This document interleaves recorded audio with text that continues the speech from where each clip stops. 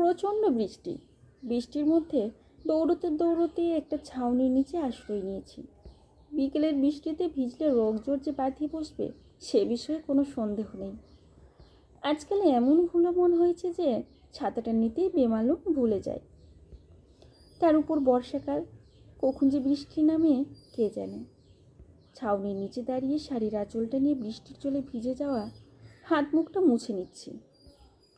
ঝমঝম বৃষ্টির শব্দ ছাড়া কোনো কিছুই কানে আসছিল না তখন। চোখে পড়ল ছাউনির মধ্যে দূরে দাঁড়িয়ে আছেন আর একজন ভদ্রলোক, মাথায় হেলমেট। ছাউনির সামনে একটা বাইকও দাঁড় করানো আছে। যথাসম্ভব বাইকটা ওই ভদ্রলোকেরই হবে। মনে মনে ভাবছি, যাক বাবা, ভরসা তো পেলাম একটু। আমি তো আর একা নই, অচেনা হলেও একজন কেউ অন্তত আছেন। আদিগন্ত ঘন ঘর কালো মেঘ, আকাশ, মুষলধারে বৃষ্টি পড়ছে। বাপের বাড়ি থেকেই ফিরছিলাম। আসলে বাবার শরীরটা ভালো যাচ্ছে না। গিয়েছিলাম বাবাকেই দেখতে। বাপের বাড়ি খুব একটা দূরে নয়, পাশের গ্রাম হলেও হেঁটে গেলে ওই 15 মিনিট মাত্র। যেভাবে বৃষ্টি হচ্ছে থামার কোনো লক্ষণ চোখে পড়ল না। বাড়ি ফিরবো কী করে, চিন্তা হচ্ছে ভীষণ। এদিকে প্রচণ্ড বৃষ্টিতে ফুলে ফুলে ভরা কদম গাছটা ঠায় দাঁড়িয়ে ভিজছে। আর ঝমঝম বৃষ্টিতে কদম ফুলের সুবাসে মাতিয়েছে চারদিক। কি অপূর্ব লাগছে ভেজা প্রকৃতিকে দেখতে। ইস, কত কি মনে পড়ে যাচ্ছে। সত্যি তো, এমন বৃষ্টিতে মনটাও যেন এক অন্য আবেশে ভরে উঠতে চায়। এই বয়সে সেসব ভেবেই কি লাভ, বয়স তো আর কম হলো না। তবে মনের মধ্যে পুরনো প্রেমটা কিন্তু মরে যায়নি, আজও বেঁচে আছে। সঙ্গে শুধু সেই প্রেমিকটাই নেই।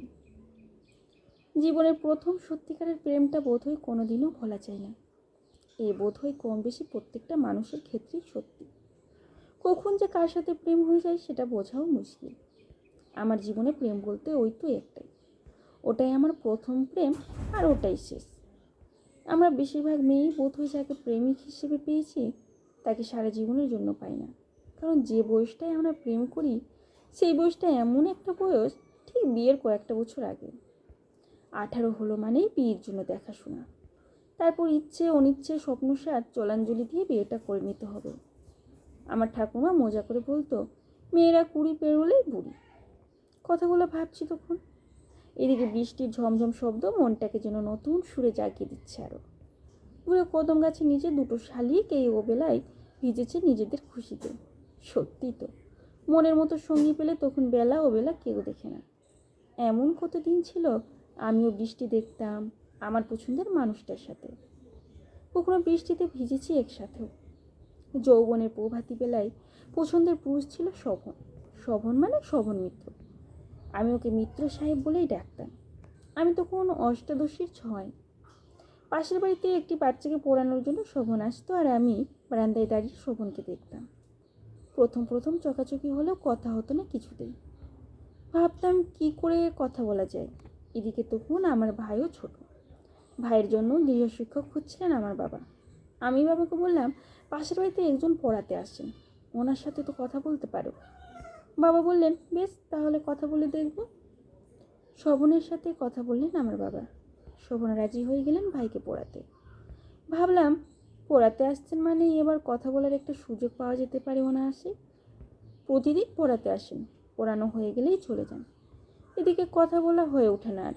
আমিও ভাবি, এ কেমন ছেলের বাবা, যে বাড়িতে পড়াতে আসে সে বাড়িতে যে একটা সুন্দরী মেয়ে আছে সেটা জেনেও সে তাকায় না। বড়ই আনরোমান্টিক মানুষ।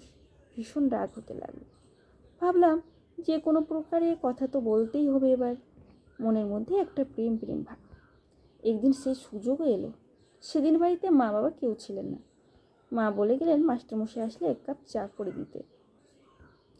আমার তো সেই সুযোগ, এবার পড়ানো শেষ হলেই তবে চা নিয়ে যাব। পড়ানোর মাঝখানে চা নিয়ে গেলে কথা বলার সুযোগ হবে না। যথারীতি পড়ানো হয়ে যাওয়ার পর মাস্টারমশাই চলে যেতে উদ্যত হলে আমি বললাম, আরে বসুন, চা খেয়ে যাবেন। না, আজ থাক, দেরি হয়ে যাবে। আরে চা তো তৈরি হয়ে গেছে, একটু বসুন। সুবিধা এটাই, ভাইয়ের পড়া শেষ মানে ভাই আর ঘরে থাকে না। চায়ের প্লেটটা হাতে দিয়ে বললাম, কিছু মনে করবেন না, লেট হয়ে গেল আসলে, মা বাড়িতে নেই তো তাই। না না, ঠিক আছে। প্রথম দিনের আলাপচারিতায় কথায় বাড়িতে কে আছেন ইত্যাদি কথাই জিজ্ঞেস করে নিলাম। আমাকে নিজ থেকে জিজ্ঞেস করলেন, তুমি কিসে পড়ো? 12। মাঝে মধ্যে কিছু অসুবিধা হলে একটু দেখিয়ে দেবেন কিন্তু। নিশ্চয়। তোমার নামটাই তো জানা হলো না। সুরভি। তারপর আর কথা বলার জন্য ভাবতে হয়নি। নানা সুতোয় কথা বলতে বলতে ভাইয়ের মাস্টারমশাই হয়ে গেল আমার প্রেমিক। একটা সম্পর্কের বাঁধনে আমার মনের সুরভি মেখে জড়িয়ে গেলাম শোভনের সাথে। জীবনে সেরকম কিছু পাওয়া চাওয়া আর নেই। একটা সম্পর্কই তো চেয়েছি মাত্র। একটা কথা আমি বিশ্বাস করি, ভালোবাসার কাঙাল হলেই সে সম্পর্কের মধ্যে নিজেকে জড়িয়ে রাখতে চাইতে সব সময়। তারপর থেকে শুরু হলো আমার প্রেমময় জীবন। স্কুলের গণ্ডি পেরিয়ে কলেজে এলাম। কলেজ মানে তো আর তখন কলেজ নয়। কলেজের ক্লাস ফাঁকি দিয়ে প্রেম চলছে শোভনের সাথে। একথা একদিন জানাজানি হয়ে গেল বাড়িতে। শোভনের পড়াতে আসা বন্ধ হয়ে গেল। বাবা তো শোভনের উপর ভীষণ রকম চটে গেলেন। এতে শোভনের কি দোষ? যাই হোক, টানা 3.5 বছরের প্রেমের জীবনের ইতি টানলেন আমার বাবা। কারণ সুপাত্রের সন্ধান পেয়েছেন। পাত্র স্কুল শিক্ষক, পাশের গ্রামেই বাড়ি, বনেদি পরিবার। আমার কলেজের পড়া শেষ, তবে আর দেরি কেন? আমি বাবাকে বলতে না পারলেও মাকে জানিয়েছিলাম, মা, আমি শোভনকে ভালোবাসি, কেন আমার বিয়েটা দিয়ে দিচ্ছ? মা ব্যঙ্গের হাসি হাসলেন, বললেন, শোভন, হাসালি আমাকে। কি করে ও প্রাইভেট টিউশন করে কত টাকা পাই? নিজে খাবে কি আর তোকেই বা খাওয়াবে কি? ও ঠিক ভালো একটা চাকরি পেয়ে যাবে মা। ওর হয়ে তোমাকে আর ওকালতি করতে হবে না। কবে চাকরি পাবে আর তার জন্য তুমি বুড়িও হও আর কি? আমার কথা তো শুনলই না। বিয়েটা আমার জোর করে দিয়েই দিল। কারণ সেই মুহূর্তে শোভন নিজেও স্টুডেন্ট, MA কমপ্লিট করে বিএড করছে। ওই বা কোন ভরসায় আমাকে বিয়ে করবে? আমার কাছ থেকে সময় চেয়েছিল। আমিই বা সময় দেওয়ার কে? কারণ আমার ইচ্ছে অনিচ্ছের যে কোনো দাম নেই। শোভনের সঙ্গে সম্পর্ক ছিন্ন করতেই হলো। জীবনসঙ্গী হিসেবে শোভনকে আর পেলাম না। বিয়ের পর আমার শ্বশুরবাড়িতে আমি এলাম। স্বামী মানুষটা আমার ভীষণ ভালো।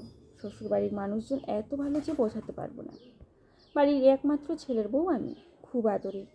শ্বশুর, শাশুড়ি, ননদ সবাই আমাকে ভীষণ ভালোবাসতে।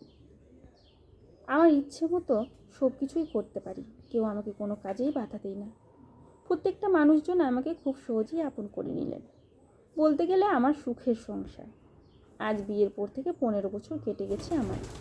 স্বামীর ভালোবাসায় আমি খুব সুখী। এদিকে ছেলেমেয়েরা বড় হয়ে গেল দেখতে দেখতে। মনের মধ্যে সেই প্রেমিকের জায়গাটা আজও শোভনের জন্য। আজ শোভনও স্কুল মাস্টার। বিয়ে করে সেও এখন সংসারী মানুষ। বাবা, মা, বউ আর একটি মাত্র ছেলে। মাঝে মধ্যেই দেখা হয়, কেউ কারোর সাথেই কথা বলি না। চোখে চোখ পড়ে দুজনেই আর দুজনের দিকে তাকিয়ে মুখটা নিচু করে নিই। জানি না তার মনে আমি আজও আছি কিনা। আমার মনে শোভন আজও প্রেমিক। পুরনো সেসব স্মৃতির রমন্থনে ছেদ পড়ল হঠাৎই। বৃষ্টির গতি অনেকটাই মন্থর। টিপ টিপ করে 2-1 ফোঁটা পড়ছে। আমার সংবিত ফিরল পাশের মানুষটিকে দেখে, যিনি এতক্ষণ নীরবে সঙ্গদান করেছিলেন। উনি তখন বাইরে বেরিয়ে বাইকের সিটটা মুছে নিচ্ছেন। বাড়ি ফিরবেন হয়তো। উনিও আমার সাথে কোনো কথা বলেননি, আর আমিও বলিনি। কথা বলে এত সুন্দর স্মৃতি কি রমন্থন করতে পারতাম? তবে অনেক সময় পাশাপাশি থেকে কথা না বলেও যেন অনেক কথাই বলা হয়ে যায়। ওনার চলে যেতে উদ্যত হওয়াটাও আমায় মনে করে দিচ্ছে যে আমাকেও বেরিয়ে যেতে হবে। সন্ধে নামবে আর কিছুক্ষণের মধ্যে। অতীত চারিতায় মগ্ন ছিলাম আমি এতক্ষণ। হঠাৎ বুকটা ধড়াস করে উঠল। এই ভদ্রলোক হেলমেটটা খুলছেন চশমাটা চোখে দেবেন বলে। কিন্তু এ কি, এতটা সময় দাঁড়িয়ে যার কথা ভাবছিলাম সে মানুষটাই আমার সামনে। এত কাছে থেকেও এত কথা ভেবে গেলাম, অথচ কেউ কারোর সাথে কোনো কথা বললাম না। আমি তো চিনতেই পারিনি। শোভন তো কথা বলতেই পারতো। ভাবলাম ডাকি একবার শোভনকে। না, থাক, পিছু ডেকে লাভ কি?